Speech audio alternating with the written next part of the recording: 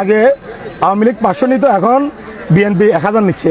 এবং অলরেডি তারা যখন ওপেন চাঁদাবাজি করে, আমরা অসংখ্যবার চাঁদাবাজদেরকে এই এলাকাবাসী মিলে আমরা ধরি এবং ধরে বিএনপির যে কেন্দ্রীয় নেতারা তাদেরকে বিষয়গুলো আমরা অব্যাহত করে জানাই যে আপনাদের নাম দিয়ে সরাসরি চাঁদাবাজি করে।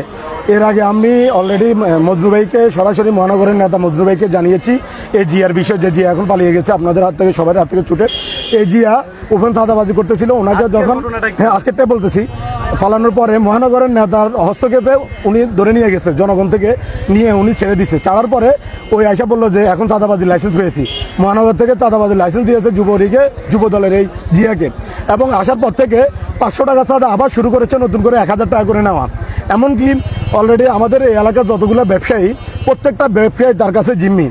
অলরেডি আমি এখানে বাইতুল মোকাররম ইসলামিক ব্যবসায়ী মালিক সমিতির সাধারণ সম্পাদক আমি, এবং চাঁদাবাজ প্রতিরোধ কমিটি পল্টন ওটা সভাপতি। আমার কাছে পর্যন্ত ফোন দিয়ে চাঁদা চেয়েছে গত সপ্তাহ।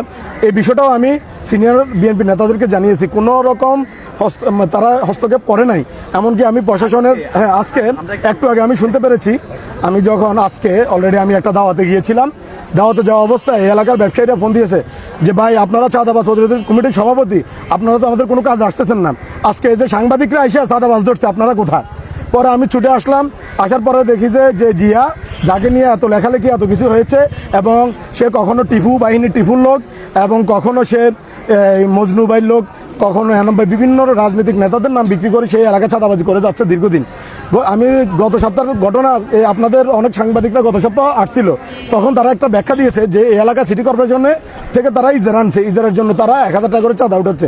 আমি জানি না কোন দেশের চাঁদাবাজির জন্য সিটি কর্পোরেশনে ইজারা দেয়, এটা আমার জানা নাই।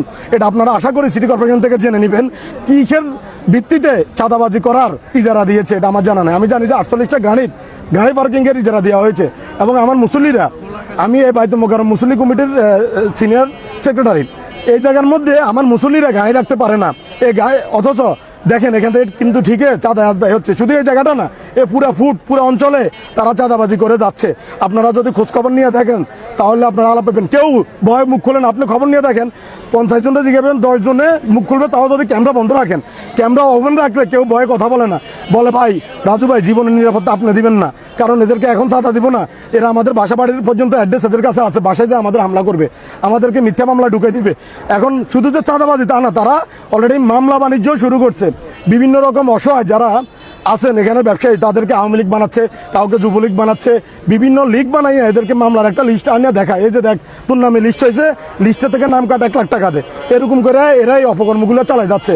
আপনাদের মাধ্যমে আমি প্রশাসন এবং এই দেশের বর্তমান যারা পরিচালনা করছেন তাদেরকে বলবো, আপনারা অন্তত পল্টন জাতীয় মসজিদ সারা বাংলাদেশের বাইতুল মোকাররম এদিকে আপনারা একটু খেয়াল করেন।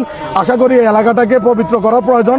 বাইতুল মোকাররম পবিত্র এলাকা অপবিত্র হয়ে আছে চাঁদাবাজদের জন্য। আমি অলরেডি 4-5টা চাঁদাবাজি বন্ধ করেছি এবং সিনিয়র নেতাদেরকে জানাইছি, আর 2-1 জনকে বহিষ্কারও করেছে এর আগে। কিন্তু বহিষ্কারের পরে 1 মাস 7 দিনের জন্য বিএনপি বহিষ্কার করে, বিএনপির বহিষ্কার 1 মাসের জন্য, 7 দিনের জন্য আবার ছাড়ে দিলাম। এখানকার যারা ব্যবসায়ী যারা একটু আগেও চাঁদা দিল, তারাও এখন বলতে ক্যামেরার সামনে বলতে ভয় পাচ্ছে। আমি আপনাকে কি বললাম, কারণ হয়েছে কি প্রত্যেকটা লোকের বাড়ির অ্যাড্রেস আছে, বাসার অ্যাড্রেস আছে। এরা রাত্রে যখন বন্ধ করবে আপনারা থাকবেন না, আমরা থাকবো না। ওদের সন্ত্রাসী বাহিনী আইসা তাদেরকে হুমকি ধমকি দিয়ে মারধরও করে, এরকম রেকর্ডও আমাদের কাছে আসছে। কথা বলছি ভাই এই চাপো টানো